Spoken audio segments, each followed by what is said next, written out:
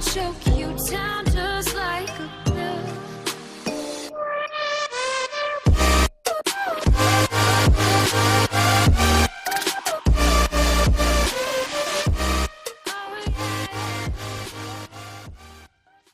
Hey guys and welcome back to Iron Man. तो अब तक कहानी में आपने देखा आयरन मैन हाल ही में मौत को चकमा देकर एक क्लोन्ड बॉडी के अंदर फिर से जिंदा होता है। वो शुरुआत से शुरू करना चाहता है। उसने स्टार्क अनलिमिटेड से इस्तीफा दे दिया है। वो खुद अपने हाथों दुनिया का भला करना चाहता है। उसके पास एक नए टाइप का आयरन मैन आर्मर भी है जिसे कम से कम आर्टिफिशियल इंटेलिजेंस के साथ चलाया जा रहा है। लेकिन उसकी इतनी सारी कोशिशों के बावजूद भी पब्लिक उसे बुरा ही मानती है। हेलकैट के साथ मिलकर टोनी स्टार्क अपने पुराने दुश्मन यूनिकॉर्न से लड़ा, जो कि उस टाइम पे किसी और की ही सेवा कर रहा था। हालांकि उन दोनों ने मिलकर यूनिकॉर्न को तो हरा दिया, लेकिन तभी टोनी स्टार्क के ऊपर एनर्जी का एक अनजान हमला होता है, क्योंकि सिर्फ टोनी ही दोबारा जिंदा नहीं हुआ है। 1 साल पहले एक डॉक्टर एक आदमी के ऊपर एक्सपेरिमेंट कर रहा था। डॉक्टर ने कहा, तुम्हें अपनी टांगे कितनी अच्छी लगी। आदमी बोलता है, ये काम कर रही है, इसके अलावा मुझे इन टांगों से कुछ करना भी नहीं है। डॉक्टर जोटा ने कहा, एडम 4 तुम्हारा मिशन क्या है। तो वो आदमी बोलता है, प्लीज जोटा मुझे मेरे असली नाम से बुलाओ, कॉर्वैक। और गाइस, कॉर्वैक एक बियॉन्ड ओमेगा लेवल बीइंग है। ये अल्टरनेट यूनिवर्स से आया है। हालांकि अब इसकी बॉडी दोबारा बनी है तो इसकी पावर्स के बारे में कुछ कहा नहीं जा सकता। फिर भी आप इसका नमूना पिछले एपिसोड में देख चुके होंगे। डॉक्टर जोटा बोलता है, वेरी वेल कॉर्वैक, तुम्हारा मिशन क्या है। कॉर्वैक ने कहा, मुझे किसी एन्क्लेव की सेवा करनी है। जोटा बोलता है, ये आधा सच है। द एन्क्लेव एक बेहतर अर्थ बनाना चाहता है। तो कॉर्वैक ने कहा, मुझे इसमें उनका लालच दिखाई दे रहा है। क्या चीज इंसानों को इतना जिद्दी बना देती है कि उन्हें ये लगने लगता है कि उनके वर्ल्ड से ज्यादा इम्पोर्टेंट वर्ल्ड इस दुनिया में है ही नहीं। वो एक बेहतर यूनिवर्स क्यों नहीं बनाना चाहते, वो एक बेहतर रियलिटी क्यों नहीं बनाना चाहते, हर चीज को बेहतर क्यों नहीं कर सकते। जोटा ने कहा, तुम एक साइबोर्ग हो और उसे बेहतर हो, तुम्हें इन सब छोटी बातों के बारे में नहीं सोचना चाहिए। हमें तुम्हारे अनलिमिटेड इंटेलिजेंस की जरूरत है। कॉर्वैक उसकी गर्दन पकड़ लेता है, मेरा यही अनलिमिटेड इंटेलिजेंस मुझे ये बता रहा है कि ये वर्ल्ड लालची लोगों से भरा हुआ है। यहाँ पे जो लोग गॉड होने का दावा करते हैं उसी की वजह से ये रियलिटी रहने लायक नहीं है। मेरी इंटेलिजेंस मुझे बता रही है मैं इस यूनिवर्स को ठीक करने का गॉड बनने के कुछ ही कदम दूर हूँ। अपने एन्क्लेव को तुम खुद ही संभालो, मुझे कुछ बेहतर काम करने हैं और इसकी शुरुआत मुझे अभी करनी होगी। प्रेजेंट आयरन मैन एक फाइटिंग रिंग में खड़ा है। सोच रहे हैं, पक्का नहीं पता कि मैं यहाँ पे कैसे आया। किसी बड़ी चीज ने मुझे मर्डर वर्ल्ड में कैद कर दिया था। ओ हाँ, कार्ल क्रेल भी यहीं पे है, द एब्जॉर्बिंग मैन, और मुझे पक्का लग रहा है कि ये मुझे मारने की कोशिश कर रहा है। ओह बढ़िया है, ये ना सिर्फ मेरे सूट की ताकत को एब्जॉर्ब कर रहा है बल्कि इसके पावर सोर्स को भी। ये लड़ाई अच्छी होने वाली है। तभी एब्जॉर्बिंग मैन आयरन मैन को नीचे पटक देता है। ओ, उसने कहा, माफ करना, पता नहीं हम दोनों यहाँ पे कैसे आए, लेकिन अगर तुम्हें हराने के बाद मुझे अपनी वाइफ टाइटेनिया के पास वापस जाने को मिलेगा तो मुझे करना ही होगा। आयरन मैन ने कहा, कोई बात नहीं, हालांकि हो सकता है कि हमें ये सिचुएशन हैंडल करने के लिए कोई दूसरा रास्ता अपनाना चाहिए। लेकिन एब्जॉर्बिंग मैन ने अटैक किया। आयरन मैन ने भी उल्टा हमला किया। मुझे नहीं पता कि मेरे इस हमले से किसे ज्यादा दर्द हुआ, और अब मुझे ये भी याद आने लगा है कि इस फाइट को पूरे वर्ल्ड में देखा जा रहा है। सारे वेगास और मकाओ की शर्त मुझे हराने पे लगी हुई है। आखिर आजकल लोग अच्छे आदमी का साथ क्यों नहीं देते। ऑफ कोर्स, शायद उन्हें लगता है कि मैं एक अच्छा आदमी नहीं हूँ। वो क्या कहते हैं, अगर इस दुनिया में हर कोई तुम्हें बुरा मानता है तो ये पक्का है कि तुम बुरे हो। रुको रुको रुको, ये सब आर्केड का किया कराया है।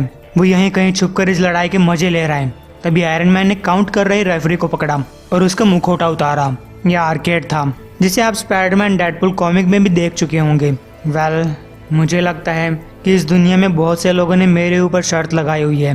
टोनी स्टार्क का नए वाला घर। टोनी स्टार्क हेलकैट पेट्सी वॉकर से बात कर रहा है। एनीवे, अब जब सभी लोग ये कह रहे हैं कि वो लड़ाई ड्रॉ हो गई या फिर ये कह रहे हैं कि कार्ल क्रेल जीत जाता, इसलिए मैं लड़ाई बीच में छोड़कर भाग आया। वॉकर पूछती है, टोनी इन सब बातों से क्या फर्क पड़ता है। टोनी ने कहा, नहीं पड़ता, लेकिन फिर भी।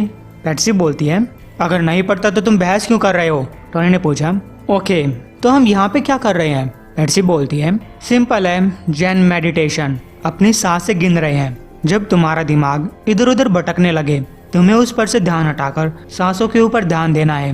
टोनी स्टार्क पूछता है, क्या मुझे अपनी टांगे तुम्हारी तरफ मरोड़नी पड़ेंगी। ऐसा लग रहा है कि इसमें दर्द होगा। पेट्सी ने कहा, अरे क्या फर्क पड़ता है, ये चीज़ महत्वपूर्ण नहीं है, तुम्हें अपने हाथ ऐसे रखने होंगे।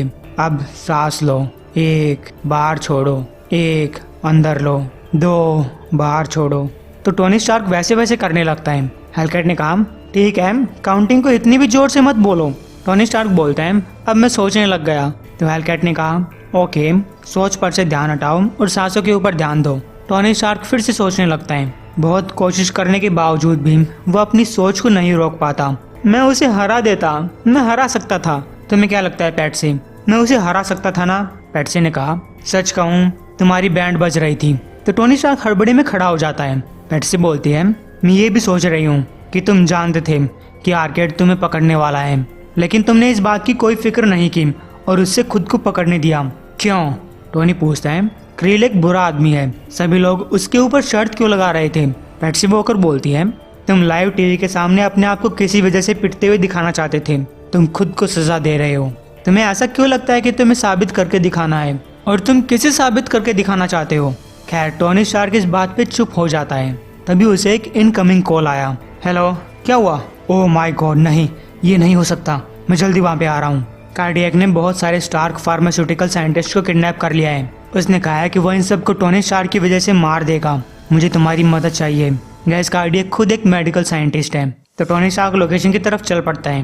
वो सोच रहे हैं क्या ये पूछना बेवकूफ़ी है, खासकर मरने के बाद, कि आयरन मैन क्या है? क्या वो टोनी स्टार्क है? क्या मैं मेटल से बना हूँ या फिर हार्ड मास का बना हूँ?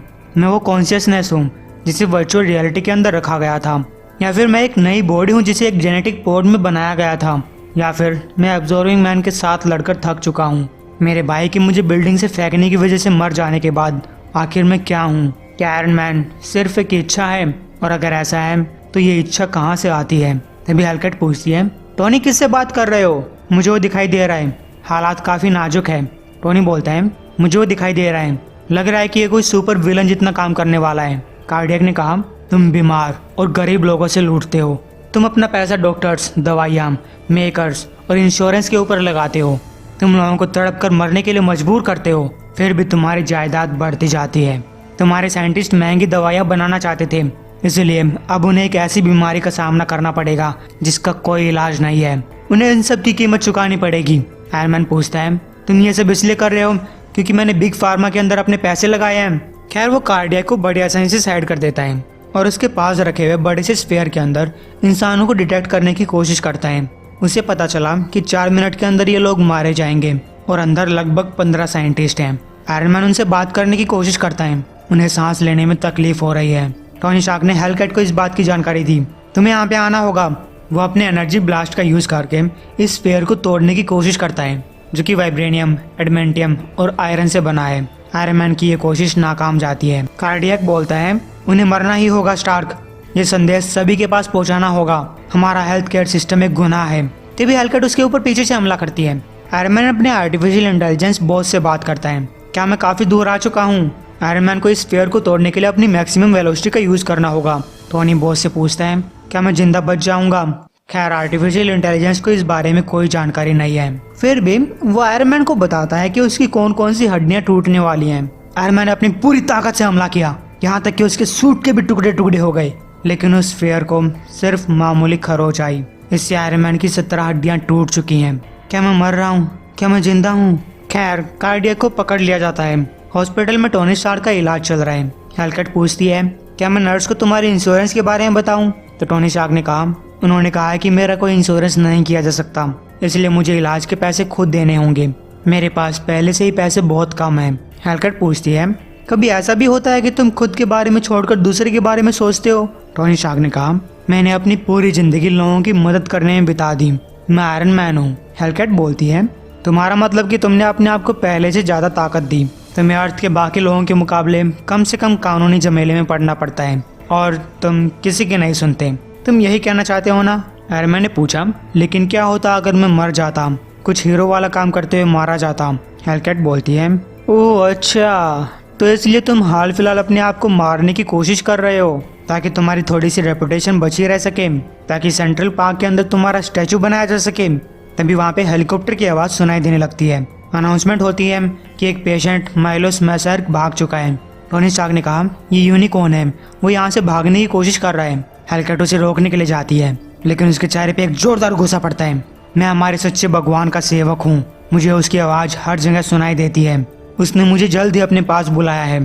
तो हेलकैट को थपड़ा देने के बाद यूनिकॉर्न वहाँ से भागने लगता है और ऑथर्स के द्वारा यह एपिसोड यहीं रोक दिया जाता है। उम्मीद आपको पसंद आया होगा। एम करते हैं 3100 व्यूज़ के लिए।